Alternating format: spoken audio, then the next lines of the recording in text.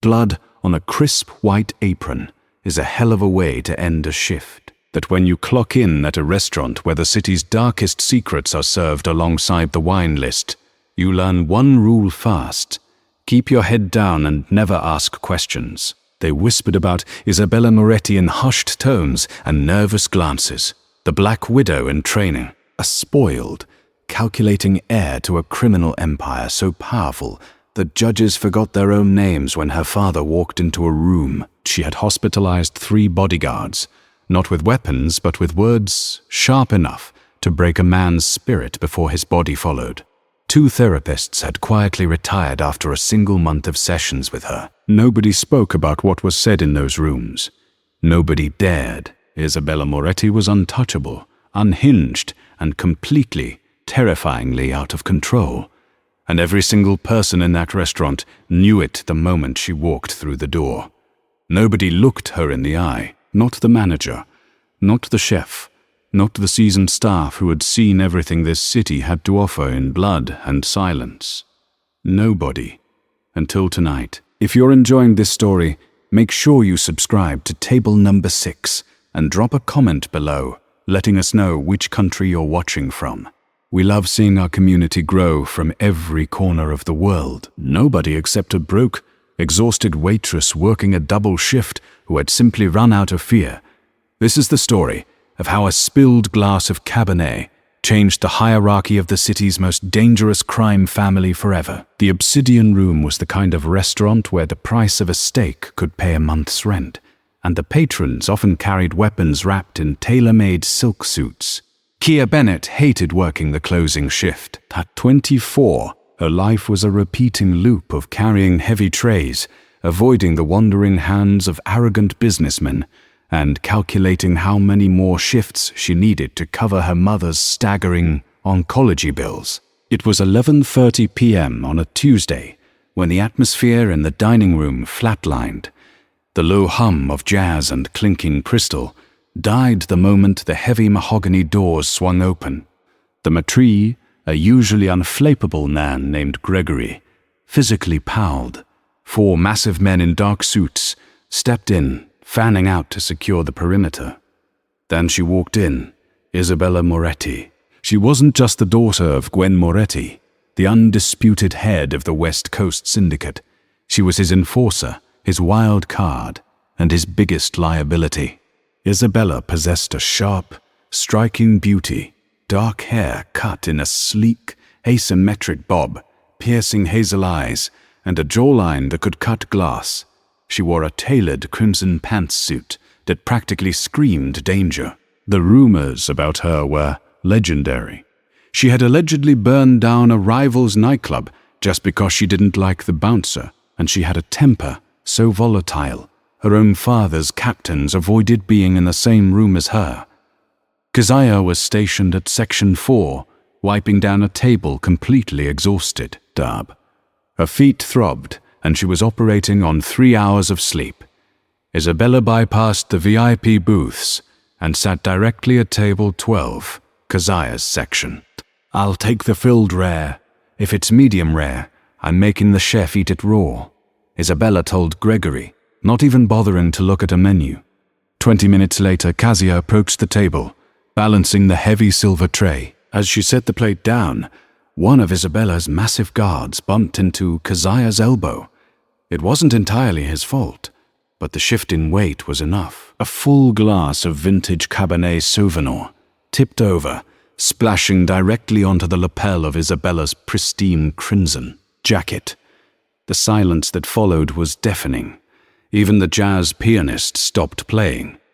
One of the guards instinctively reached inside his jacket. Isabella slowly looked down at the dark stain blooming on her suit, then up at Keziah. Her hazel eyes were practically glowing with malice. "Do you have any idea?" Isabella whispered, her voice a deadly quiet hiss. "How much this jacket costs?" "It costs more than your miserable life." Gregory was already sprinting over, stammering apologies. "Miss Moretti, I am so sorry she's fired. We will pay for..." "Shut up," Isabella snapped, standing up.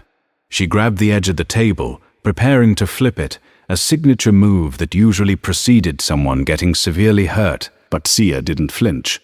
She was too tired to be terrified. The crushing weight of the past 3 years, the hospital bills, the eviction notices, the endless grind suddenly crystallized into a single moment of absolute reckless defiance. Sia slammed her service tray onto the adjacent table with a loud crack. "Don't you dare flip that table," Gia said. Her voice wasn't loud, but the sheer icy authority in it made the guard freeze. Isabella blinked, genuinely taken aback. "Excuse me," I said. "Don't. I've been on my feet for 14 hours. I have to clean up this section." Your guard bumped my arm, which spilled the wine. "I will get you club soda for the stain, and I will comp the steak. But if you throw a tantrum and make a mess on my floor, I will make you wipe it up yourself." Gregory looked like he was going to pass out. The guards tensed, waiting for Isabella's order to drag the waitress into the alley. Isabella stared at Quasia. She looked at the tired bags under Kazia's eyes, the set of her jaw, the complete lack of trembling in her hands. Everyone trembled around Isabella, everyone. But this girl in a stained apron was looking at her like she was a misbehaving toddler. For 0 agonizing seconds, the restaurant held its breath. Then the corners of Isabella's mouth twitched. She let go of the table. "Club soda," Isabella said softly, leaning back into her chair. "And bring extra napkins." "You made a mess, waitress." Keziah held her gaze for a second longer, nodded once, and walked away. She didn't realize it then, but she had just passed a test no one else had ever survived. Keziah expected to be fired. She expected to walk to her rusted Honda Civic in the alley and find her tires slashed, or worse. Instead, she finished her shift in peace. But the real consequence arrived at 8 a.m. the next morning. A black armored SUV was idling outside Keziah's dilapidated apartment building. 2 men in suits were waiting by the steps. One of them held out a thick manila envelope. "Miss Bennett, Mr. Moretti would like a word." Kazia's heart dropped into her stomach. Gwen Moretti, the boss. She was driven to an estate in the hills that looked less like a home and more like a fortress. Armed men patrolled the perimeter with tactical rifles. Sia was escorted through a grand foyer, dripping with marble and gold, straight into a dimly lit cigar smoke-filled study. Gwen Moretti sat behind a massive oak desk. He looked older than his pictures, tired with silver hair and eyes as hard as flint. Standing in the corner was his underboss Silas Croft, a man known for making problems disappear in the middle of the night. "Sit," Gwen commanded. Kezia sat keeping her posture rigid to hide her shaking hands. Gwen tossed a file onto the desk. Kozia Marie Bennett, 24.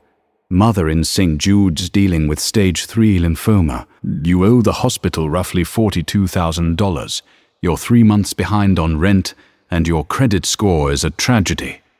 Sia flushed. "If you brought me here to kill me over a spilled drink, just do it. But my life insurance goes to my mother. Make sure she gets it."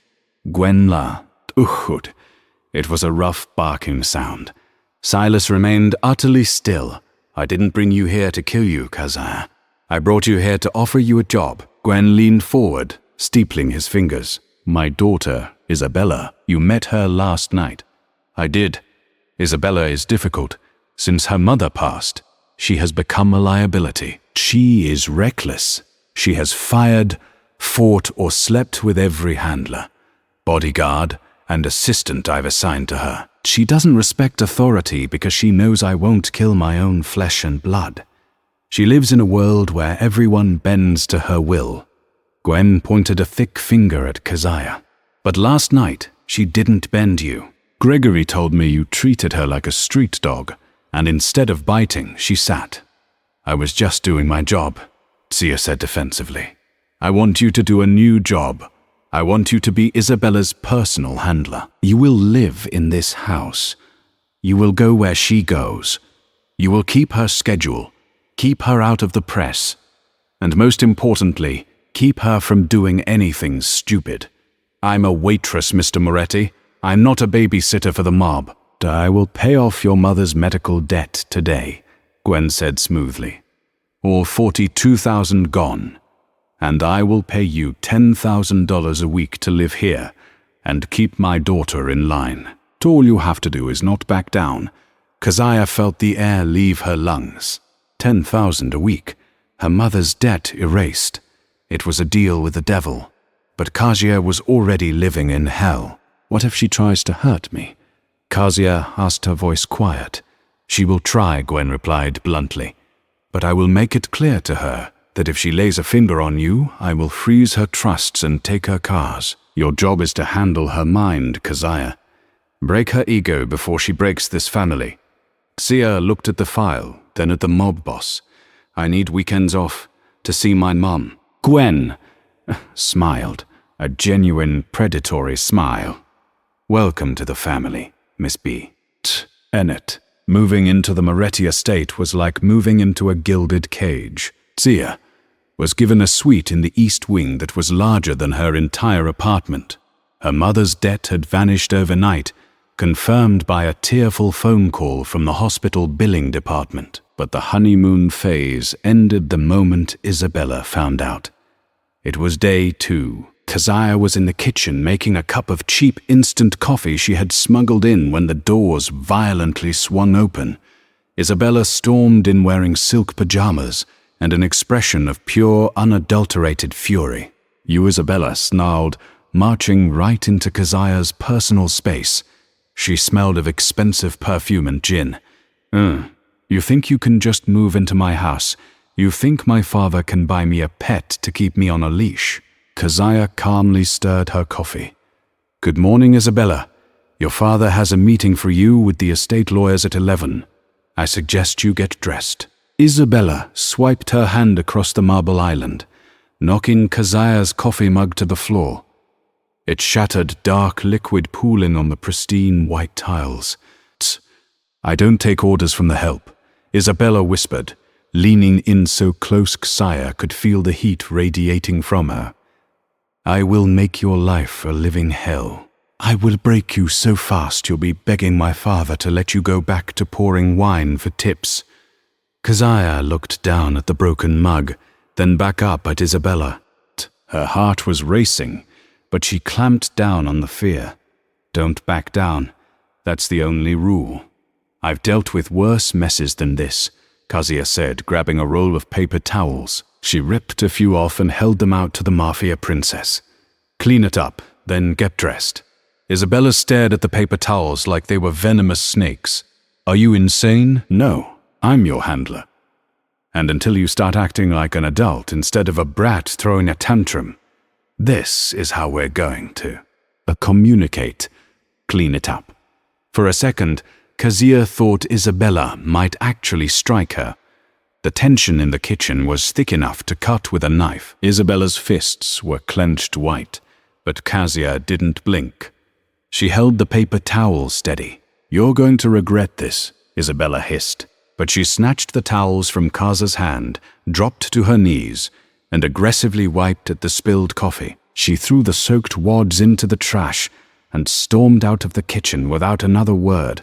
The psychological warfare escalated over the next 2 weeks. Isabella was relentless. She played loud, heavy metal music at 3 a.m. outside Kezia's door. She intentionally scheduled and then skipped appointments. She drove her Porsche at terrifying speeds through the winding cliffside roads, trying to make Kezia scream from the passenger seat. Kezia never screamed. She simply clutched the door handle and reviewed Isabella's schedule out loud over the roar of the engine. The turning point came on a rainy Thursday night. Isabella had been summoned to a business dinner with her father and the leaders of the rival Calibre's family. Kezia was told to wait in the SUV. 2 hours into the dinner, gunfire erupted from the restaurant.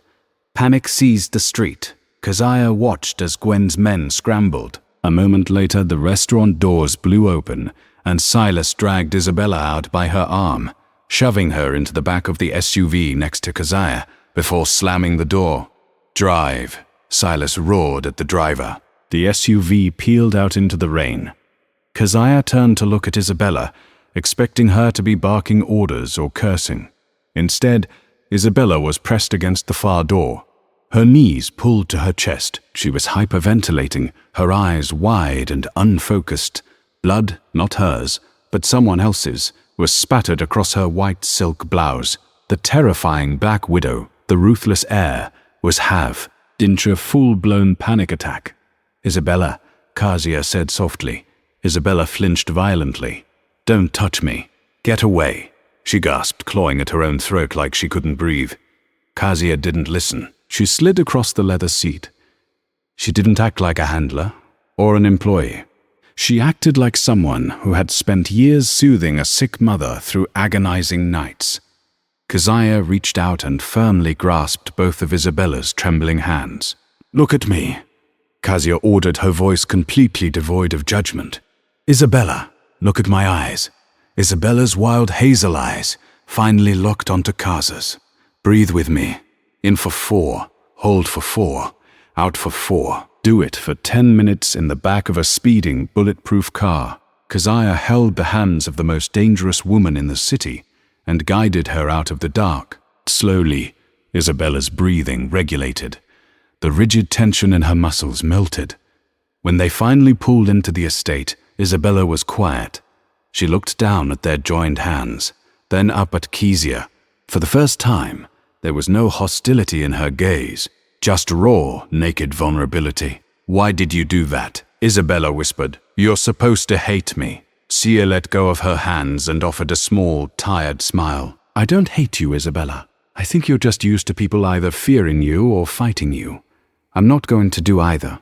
As Kasia stepped out of the car, she felt Isabella's eyes on her, heavy and calculating. The war wasn't over, but the rules of engagement had just completely changed.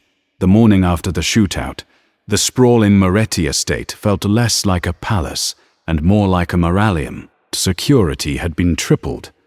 Men with earpieces and suppressed tactical rifles patrolled the rose gardens, their breath visible in the crisp morning air. Kasia stood in the kitchen brewing her cheap instant coffee. She expected Isabella to stay locked in hitch, sweet, nursing the trauma of the previous night. Instead, at exactly 800 a.m., the heavy mahogany doors swung open. Isabella walked in. She wasn't wearing her usual, intimidating designer armor. She wore an oversized grey cashmere sweater and black leggings. The dark circles under her hazel eyes mirrored Kasia's own exhaustion. She walked straight to the marble island, bypassing the industrial espresso machine, and pointed at Kasia's mug. "Make me one of those," Isabella said. Her voice was flat, stripped of its usual venom. Kia blinked, surprised. "It's freeze-dried instant. You have a private barista on standby," I said. "Make me one." Kasia slid a second mug across the counter, spooned in the cheap granules, and poured the boiling water. Isabella took a sip, grimaced slightly at the bitter taste, but didn't complain. She leaned against the counter, watching Kasia with an intense, unnerving calculation. The dynamic had shifted. The feral dog wasn't snapping anymore. It was studying the hand that refused to strike it. "My father is moving against the Calibres family," Isabella stated abruptly. "Lorenzo Calibres ordered the hit at the restaurant. It was meant for me." Kia felt a chill run down her spine, but she kept her face carefully neutral. To survive in this house, she had quickly developed a system to manage the chaos. Kasia's handler protocols asterisk. Rule 1. Never react to the provocation. Emotion is leverage. Giving it away is surrendering power. Rule 2. Maintain eye contact. In a world of predators, looking away is a signal of prey. Rule 3. Speak in facts, not feelings. Rule 4. Protect the schedule. Structure is the only antidote to Isabella's manufactured anarchy. "Then it's a good thing your father doubled the perimeter guards," Xia replied smoothly, referencing her mental checklist. Is coming at noon to check your vitals after last night's stress. At 2, You have a briefing with Silas Croft regarding the syndicate's front businesses." Isabella laughed. A harsh, dry sound. "You're incredible. Bullets fly. I merely hyperventilate to death in a Maybach, and you're quoting my itinerary. Do you ever crack, Keziah?" "I don't have the luxury of cracking," Keziah said, meeting her gaze. "If I crack, my mother loses her treatment at St. Jude's. So, I will be here at noon, and I will be here at 2. For a long moment, Isabella just stared at her. The hostility was gone, replaced by a strange, quiet respect. "Silas thinks you're a spy. He told my father it's too convenient that a waitress handled me so easily. He wants to run a deep background check on you." "Let him," Tia said. "He'll find a mountain of credit card debt, a Netflix subscription I share with 3 friends, and a rusted Honda Civic." Isabella's lips twitched into the shadow of a smile. "I told my father to leave you alone. You're mine to deal with." She set the half-empty mug down. "Cancel, Dr. Harrison. I'm not sitting in this house waiting to be targeted.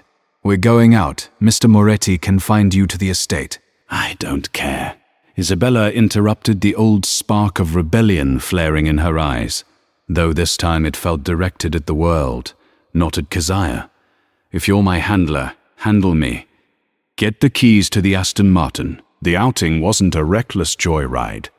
Isabella directed Keziah to drive them to the industrial harbor district, far from the polished wealth of the Moretti territory. They parked near a rusted chain-link fence overlooking the churning grey waters of the bay.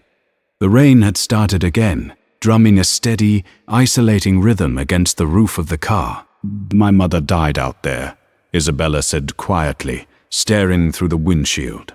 "A boat explosion. Everyone said it was Anne. Everyone said it was an accident, a gas leak." I was 12. Keziah remained silent, letting the heavy truth fill the confined space of the car. "It wasn't an accident," Isabella continued, her voice tightening. "It was Lorenzo Calibra. He wanted to break my father, but instead my father just turned to ice. He built his empire on her ashes, and he expected me to be as cold as he is. But I'm not cold, Keziah. I'm just angry all the time." "Anger is exhausting," Keziah said softly. "It burns out the container holding it." Isabella turned to look at her, the proximity in the low-slung car suddenly hyper-intimate. The scent of rain and Isabella's faint, expensive perfume filled the air. "Who taught you how to talk down a panic attack?" "My mother," Keziah admitted, looking down at her hands resting on the steering wheel. "When the chemo got really bad, the pain would trigger severe anxiety. I spent 3 years sitting on the edge of hospital beds, holding her hands, counting breaths." Isabella's gaze dropped to Keziah's hands. Slowly, deliberately, she reached out and traced the line of a small burned scar on Keziah's wrist, a souvenir from a frantic shift at the restaurant. The touch was electric, sending a sharp jolt straight up Keziah's arm. "You've spent your whole life taking care of broken people," Isabella whispered. Before Keziah could process the sudden shift in the air, her phone vibrated violently against the console. It was Silas Croft. "Where are you?" Silas's voice barked through the speaker, tight with panic. "Taking a drive." "Why?" Keziah asked, instantly on high alert. "Get her back to the estate now. Lorenzo Calabra's just made a move. He hit 3 of our warehouses, and we have chatter that a hit squad has been dispatched for Isabella." They tracked her phone. Keziah's blood ran cold. She looked in the rear-view mirror. 2 black unmarked SUVs with heavily tinted windows had just turned onto the deserted Brewer Road, accelerating rapidly toward the Aston Martin. "They are here," Keziah said, her voice dropping an octave. She dropped the phone, slammed the car into drive, and fled the accelerator. The Aston Martin roared, fishtailing on the slick, rain-soaked pavement before gripping the asphalt. "Hold on," Keziah yelled. "They're going to box us in," Isabella shouted, twisting in her seat. The adrenaline was back, but this time the Mafia princess wasn't panicking. She reached onto her seat and pulled out a matte black Glock 19. Quassia navigated the tight labyrinthine harbor roads with reckless precision.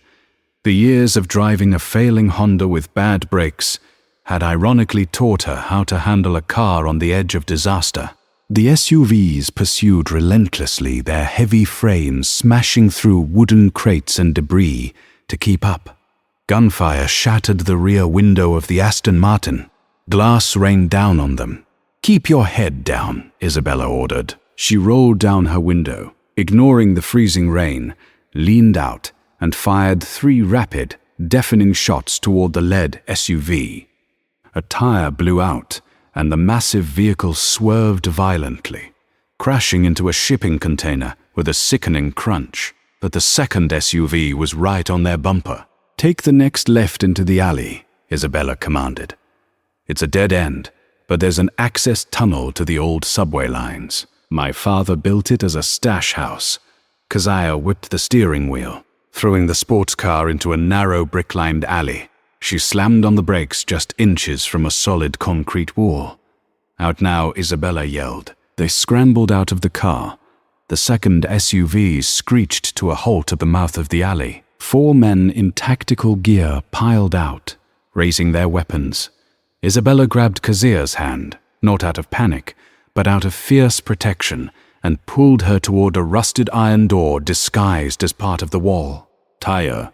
Isabella punched a code into a hidden keypad. The heavy door clicked open.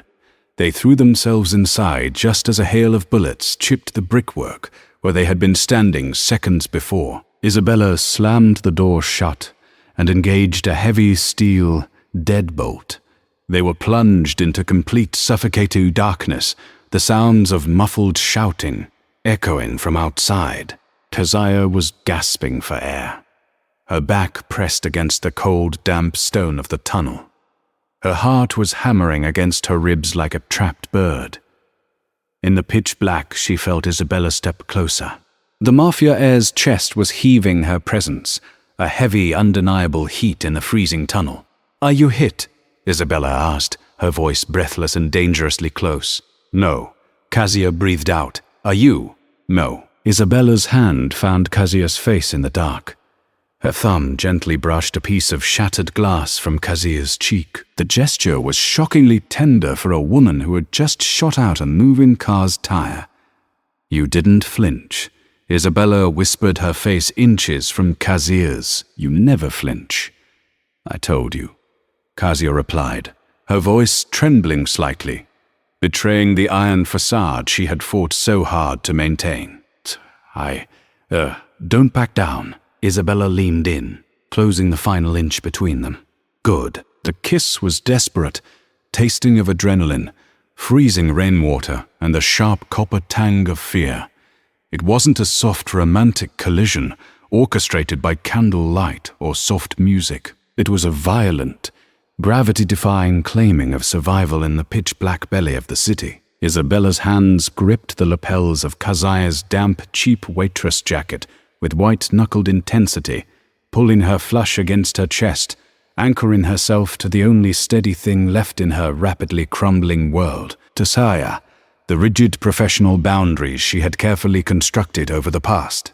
Weeks obliterated in that single breathless second. She kissed back with equal unyielding ferocity, her hands tangling in Isabella's wet, dark hair. In the suffocating darkness of the subterranean tunnel, with the muffled, rhythmic thuds of Calabrese-hit men striking the thick concrete walls just yards behind them, the terrifying Mafia princess and the exhausted Waitress finally stripped away the armor they had worn since the night of the spilled Cabernet. The manufactured power dynamic evaporated. There was no wealthy employer, no indentured handler. There were only 2 women clinging to life in the dark, finding a shocking, undeniable solace in each other's arms. Isabella pulled back slowly, her breathing ragged and shallow. She rested her forehead against Keziah's, her chest heaving against a Waitress's rib cage. The silence between them was profound, heavy, with unspoken confessions broken only by the distant, rhythmic dripping of water from the arched brick ceiling. "We need to move," Isabella whispered. Her voice was rough, completely stripped of its usual aristocratic polish. "They have heavy breaching tools in those SUVs. It's only a matter of time before they start looking for the access panel we just used." She reached into the pocket of her soaking wet leggings and pulled out a small military-grade tactical flashlight, clicking it on. The narrow, blinding beam cut through the gloom, revealing a curved brick-lined utility tunnel that smelled heavily of damp earth rust and old iron. It was a forgotten relic, a remnant of a Prohibition-era smuggling route that Gwen Moretti had quietly purchased and retrofitted for absolute worst-case scenarios. "Stay directly behind me and step exactly where I step," Isabella instructed. The raw vulnerability of the kiss was instantly locked away behind a vault of steel, replaced by pure tactical focus. The Black Widow was back, titillating sharp and lethal. They walked in tense silence for nearly 20 minutes, the distant ghostly rumble of late-night subway trains vibrating through the soles of their shoes. Kazia's mind was racing, the lingering adrenaline still spiking her heart rate. She tried to piece together the fractured timeline of the ambush, her analytical brain desperately seeking order in the chaos. "How did they know?" Silas said. "They tracked your phone," Kazia said softly, her voice echoing slightly off the damp brick walls, breaking the eerie, oppressive silence. "But you left your primary phone, the secure one, on the kitchen counter at the estate. I saw it sitting right next to your coffee mug before we left. You only brought your burner." Isabella stopped dead in her tracks. The flashlight beam bobbed, then steadied on the cracked concrete floor. A burner that runs through a heavily encrypted randomized proxy server routed through 3 different countries, Isabella murmured, her brow furrowing as she aggressively pieced the puzzle together. "The Calibres tech guys are good, but they aren't crack a military-grade proxy in 10 minutes good. It's mathematically impossible to triangulate that signal so fast." "So, how did they find us at the harbor?" Keziah asked, stepping closer to the halo of light. "We didn't tell anyone where we were going. We just drove out there." Isabella turned around slowly, the flashlight illuminating a sharp, terrifying realization dawning on her pale face. "They didn't track me, Keziah. They tracked the car. The Aston Martin has a hardwired GPS locator built directly into the chassis for high-level security." Kezia frowned, shaking her head. "But only the estate's central security hub has access to that feed. The guards don't even have the clearance to monitor your personal vehicles." "Exactly," Isabella said, her voice dropping to a dangerous icy register that sent a shiver down Keziah's spine. "And the only person who oversees the motor pool security, the only person who knew I specifically told you to get the keys to the Aston Martin this morning was Silas." Keziah breathed, the blood suddenly draining from her face, leaving her feeling lightheaded and sick. "He set us up. He sent us out there to die. It's a coup." Isabella stated, the pieces falling into place with sickening clarity. "Silas Croft has been my father's right hand for 2 decades. He's the architect of our supply lines. But my father is getting older. He's talking about succession. And Silas hates me. He truly believes I'm a volatile, psychotic child who will burn the empire to the ground the second I take the throne. If I die in a brazen street hit orchestrated by Lorenzo Calabrese, my father loses his mind.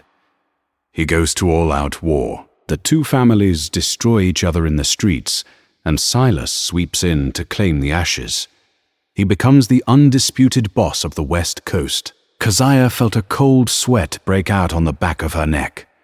"If Silas set us up, and he currently thinks we're dead at the bottom of the harbor, he's going to make his final move on my father tonight." Isabella finished, her eyes flashing with a terrifying predatory intensity. They surged forward, the urgency doubling their pace, practically jogging through the subterranean gloom. Finally, they reached the end of the tunnel, arriving at a heavy, reinforced steel door that looked like it belonged on a bank vault. Isabella punched a complex 9-digit code into a rusted keypad, hidden behind a loose brick. The door hissed open with a pneumatic release, revealing a small, stark safe house equipped with a cot basic trauma medical supplies, a towering steel weapons locker, and a secure hardwired landline phone resting on a metal desk. Isabella bypassed the medical kit entirely. She walked straight to the landline and dialed a number from memory. It rang 4 agonizing times before a gruff, sleep-heavy voice answered. "Arthur," Isabella said sharply, her tone brooking no argument. "It's Isabella." Arthur Pendleton was one of the few capas Isabella implicitly trusted, a grizzled old-school enforcer in his late 50s who valued loyalty over ambition and carried a classic Smith & Wesson revolver rather than a modern automatic. "Christ almighty, kid, we thought you were dead." Arthur rasped, his voice instantly tight with barely contained panic. "Silas just came back to the estate. He told your dad that the Calabrese boys cornered you at the harbor. He said they found the Aston Martin shot to hell, blood all over the passenger seat. Your father, Isabella, he's losing his mind. I'm alive." "The blood wasn't mine," Isabella said, her voice remarkably steady, despite the chaos unraveling around her. "Where is my father right now?" "He's gone completely feral." Isabella Silas convinced him to call an immediate face-to-face parley with Lorenzo Calabrese at the Sterling Club. "He told your dad it was a chance to look Lorenzo in the eye, confirm the kill before we burned their entire organization to the ground. But your dad went in light. He only took Silas and 4 guys. He's blindingly grieving. He isn't thinking straight. It's a trap, Arthur. Silas sold me out to Lorenzo. He fed them my GPS coordinates. They're going to execute my father at the parley tonight and blame it on the Calabrese family to trigger the war." There was a heavy, suffocating silence on the line. Zia watched Isabella's face.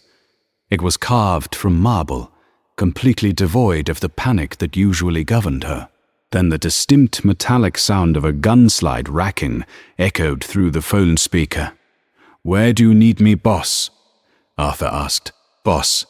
The word hung heavy in the stale air of the safe house. "Not kid, not princess, not Leah, Dillity, boss. Gather every single man strictly loyal to you. Do not use the main comms, and do not alert the estate. Silas likely has loyalists monitoring the radios."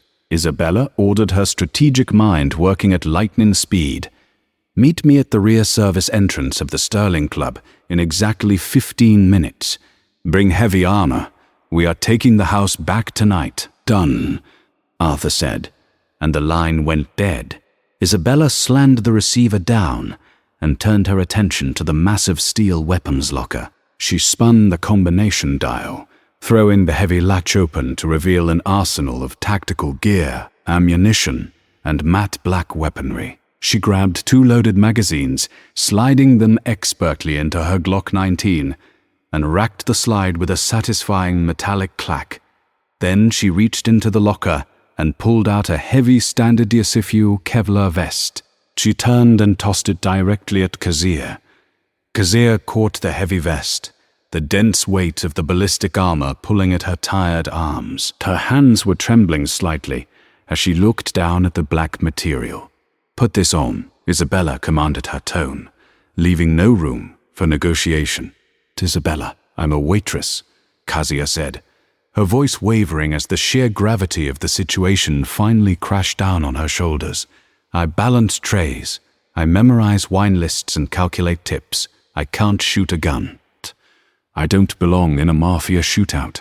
Isabella walked over, closing the distance between them. Her hazel eyes were completely devoid of the chaotic, unhinged anger that used to define her every waking moment. Instead, she looked profoundly grounded, lethally calm, and devastatingly clear-headed. She didn't offer empty reassurances or placating lies. She reached out, grabbing the thick Velcro straps of Kazia's vest, pulling them tight across the waitress's torso and securing them with a harsh tearing sound. "I know exactly who you are," Isabella said softly, looking deeply into Kazia's wide, frightened eyes. But you don't have to shoot anyone tonight. You don't have to be an enforcer, and you don't have to pull a trigger. You just have to do exactly what you do best. Kasia swallowed hard, her throat painfully dry. What is that? Isabella let her hands rest on the shoulders of Kasia's armored vest, her touch grounding and firm. Don't back down. Keep your eyes open and stay by my side. You are the only thing keeping me anchored to the earth right now, Kasia. I need my handler. Kasia took a deep, shuddering breath. She thought of her mother resting safely in the hospital bed, her treatments fully paid for by the very man who was currently walking into a death trap. She thought of the terrifying, broken, brilliant woman standing in front of her asking for her help. The paralyzing fear didn't vanish, but it hardened into something useful. It hardened into an unbreakable resolve. Kezia nodded once her trembling hands finally going still. Okay, let's go save your father. The Sterling Club, situated on the most heavily surveilled, affluent stretch of the city's financial district, was an architectural marvel of dark oak brass fixtures and velvet drapery. It was a sanctuary exclusively reserved for the city's corrupt elite, a place where senators and syndicate bosses alike sipped thousands scotch and carved up the city without leaving a paper trail. Tonight, however, the opulent fortress was nothing more than a graveyard waiting to happen. The rain poured in relentless blinding sheets as Isabella and Kasia slipped through the kitchen's rear loading dock. The heavy steel door clicked shut behind them, shutting out the roar of the storm. Inside, the air was thick with the smell of roasted lamb, white truffles, and terrified sweat. The Michelin star executive chef and his staff were huddled in the corner, traps, the massive industrial kitchen. Their hands raised eyes wide with horror as Arthur Pendleton and 6 heavily armed loyalists secured the perimeter. Arthur, a grizzled veteran of the underworld who moved with terrifying silent efficiency, gestured toward the swinging doors that led to the front of the house, the main dining room. Arthur whispered, his voice a low gravel rasp that barely carried over the hum of the commercial refrigerators. Silas and your dad are in there with Lorenzo Calibres and his top brass. Silas dismissed the outer perimeter guards entirely. He told them it was a respect thing, a gesture of goodwill to the Calabrese family. They bought it. The floor is completely empty except for the men inside the room. Isabella drew her matte black Glock 19, holding it flush against her thigh. She didn't look like a spoiled eyes anymore. She looked like an executioner. The chaotic, fiery rage that had defined her entire life had burned away, leaving behind something far colder and infinitely more dangerous. She looked at Arthur, giving him a curt nod, and then turned her gaze to Kasia. Sia Bennett stood amidst the stainless steel prep tables, a woman who mere weeks ago was calculating the agonizing mathematics of poverty in a stained apron. Now the heavy Kevlar vest dug into her ribs beneath her damp jacket. Her hands were cold, her pulse drumming a frantic rhythm in her throat, but her mind was entirely clear. Nobody fires unless I do. Isabella commanded, her voice slicing through the heavy silence of the kitchen. Arthur, you take the left flank. Pin Lorenzo's guards down. Leave Silas to me. Isabella stepped closer to Kasia, lifting a hand to gently cup her jaw. The touch was fleeting, a sharp contrast to the lethal weapon in her other hand. Stay behind me. If anything goes wrong, you follow Arthur out the loading dock. You do not look back. Do you understand? I'm not leaving you, Kasia replied, her voice barely above a whisper, but laced with pure steel. We finish this together, just like we started it. Isabella's lips twitched into the shadow of a proud smile. She turned away, her demeanor instantly hardening back into the Black Widow.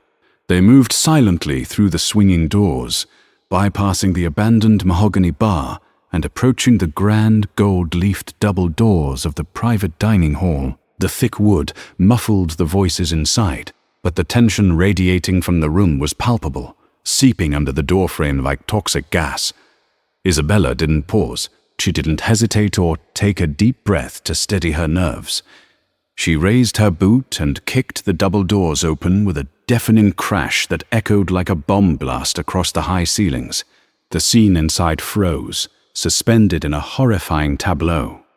Gwen Moretti sat at the head of a 20-foot mahogany table.